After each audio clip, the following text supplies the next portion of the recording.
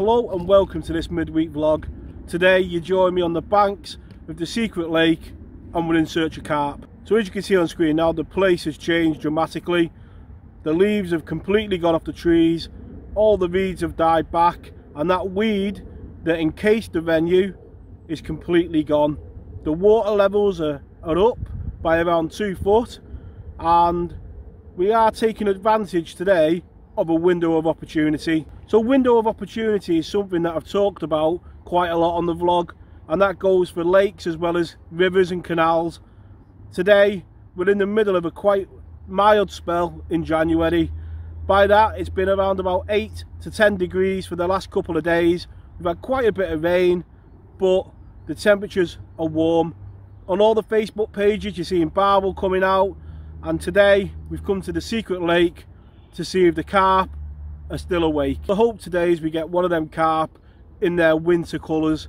It's a gin clear venue, and as you can see on screen now, through the summer we had some lovely looking carp, some nice commons and some lovely scaly carp as well. I can only imagine what some of them carp will look like in winter. The rods are out and it's time to sit back and hopefully we'll get a run. The position of the rods, I've got one rod which is hard to tell because the water's up, in line with the tufts. It's a spot that's done me so well in summer, and I'll go into why I think it'll be okay today in a second. The other rod I've cast straight out in front to the reeds, probably about 10 yards off them.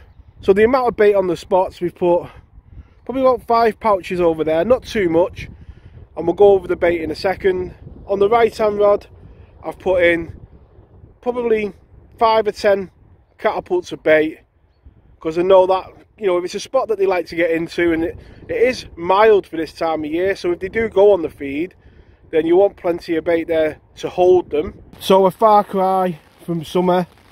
As you can see, the rain's coming down, and it was kind of always the place on it. Even in the height of summer you've always got a wind on it and a bit of rain, but in winter that wind is cool.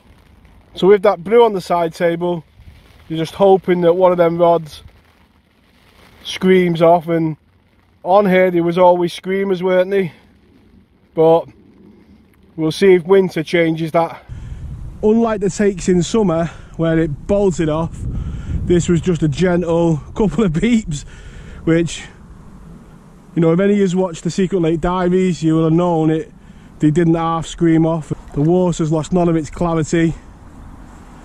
You can see them far down, and it looks exactly what I've come for today. One of those chestnut commons.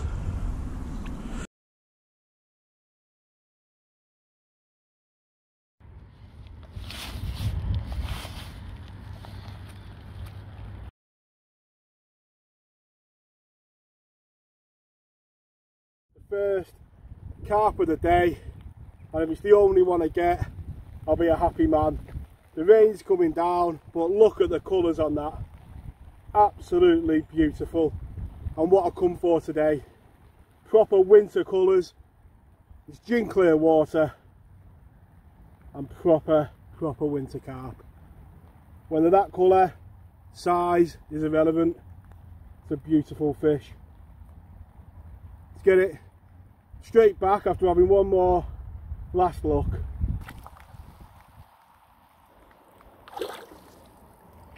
Here's Mark into his first fish of the day, and the rod again just a few beeps, and as you can see, a nice healthy bend in the rod and what it's all about.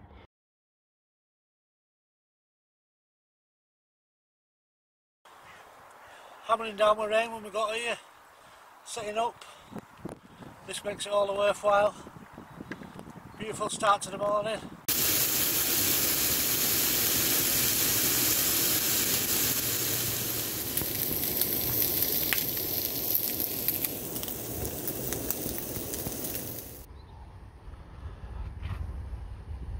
Bacon balm, more than welcome. A nice treat, because when we're out on the riverbank, it's not really something that I bring with me, just a flask normally, So it is nice just to sit back with the rods out, have a bite to eat. We're about 2 hours now into the session. It's about midday since we've had them fish, and it has been quite quiet. There's been 1 or 2 fish topping over the areas, but the rods have been, you know, static. So the bait for the session, a custom mix from Cheshire Particle. In there you've got the small pieces of popcorn maize, hemp, and you've got 1 or 2 white tiger nuts. A visual mix, you know, but low feed content. You don't want to be putting a lot out, and also you don't want to be feeding the fish up. At this time of year they won't be eating a lot of food, but what you've got there in deep water is attraction to get the fish down on the bottom, and little food items to keep them there during the session. And what you've got to hope is you can pick one up as they mull over the mix. Yesterday I had a bit of a disaster. My car had a flat tyre, and what it meant was today I've been left with around about 2 pints of red maggot that have, you know, are on the turn really. They're about 2 weeks old, they're sweating, and they're going over the top as well. Again, that movement and visual attraction just to try and get them carp over the spots, but low feed content. It's not going to fill the carp up. It's about getting them down on the bottom and over the spots. It's worked for them 2 carp this morning. You just got to hope that there's 1 or 2 more on the feed. With all my fishing, keep it as simple as possible. There's the components that come together to make the rig. You know, rig sleeve, a Dinsmore weight on the line to keep it pinned down. Hook link is tungsten loaded with some of it peeled back, and we're using the new Carp super steel hook. As you can see on screen now, the rig comes together. A simple knotless knot rig, nothing complicated. That presented with 3 pieces of maize, the little tiny popcorn maize from Cheshire Particle, over a bed of hemp, though some more of that popcorn maize, and the white tigers.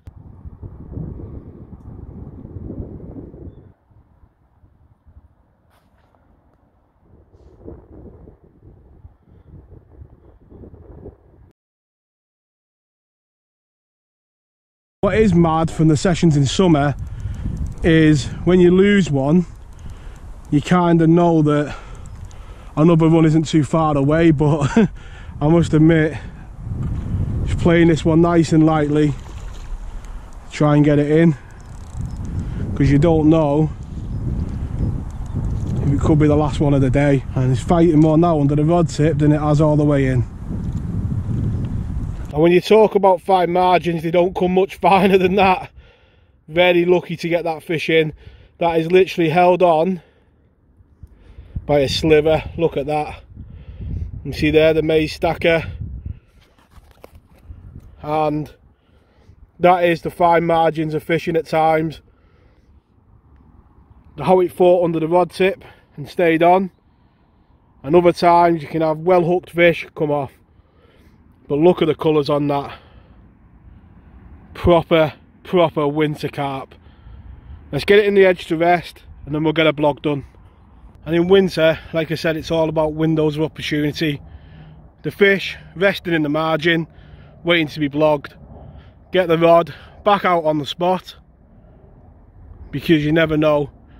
Feeding periods, you know, on rivers, lakes and canals for all species, whether it's pike, dace or carp, can be quite narrow, and you never know when they're going to switch on or switch off. But the longer your rod's in the water for that period, the more chance you've got of picking up another. So let's take a look at that fish. Earlier in this video I talked about windows of opportunity, and that can be on the river when you choose to fish it at a certain level. But on day sessions like this, windows of opportunity can be through the day. There's definitely been 2 feeding periods today, one early on, and it's taken till about 2 o'clock.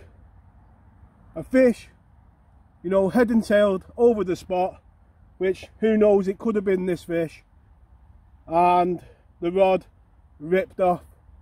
And that is another stunning winter carp. The second one of the day, and the third one on the bank for us so far. About 2 hours left. Let's get it straight back because it is ice cold, this fish. Look at the colours on that. That's what we've come for. Absolutely stunning fish. Let's get it straight back.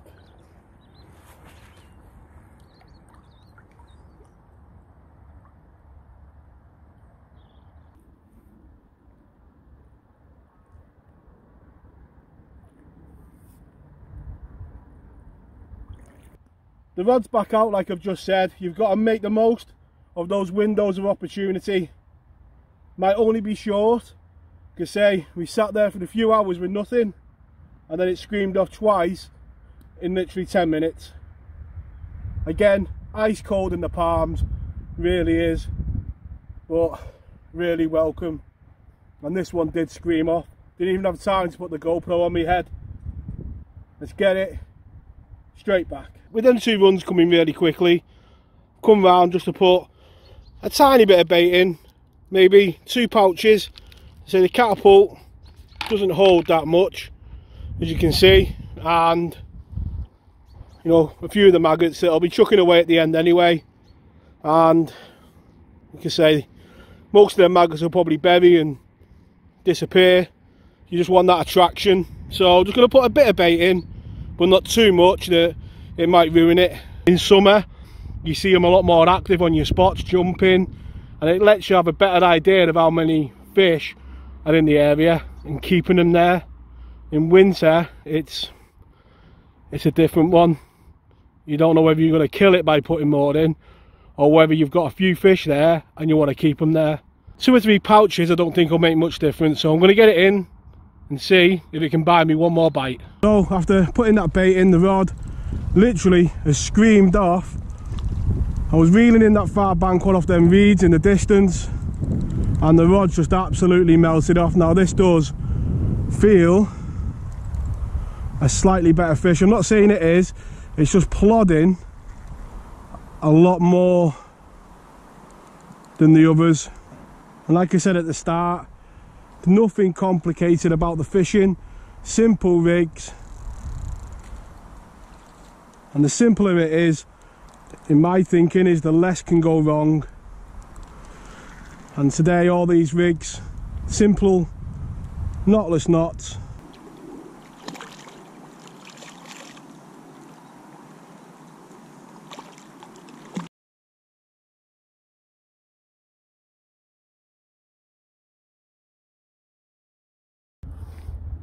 And what a way to end the vlog. £15, 5 ounces, and look at the scale pattern on that. A lovely way to end the vlog. A short window of opportunity this afternoon, and the rod has gone 3 times in the space of half an hour. A lovely way to end this midweek vlog. I'd like to thank you all very much for watching. Tight lines in your own fishing, and I'll catch you all next week. Tight lines.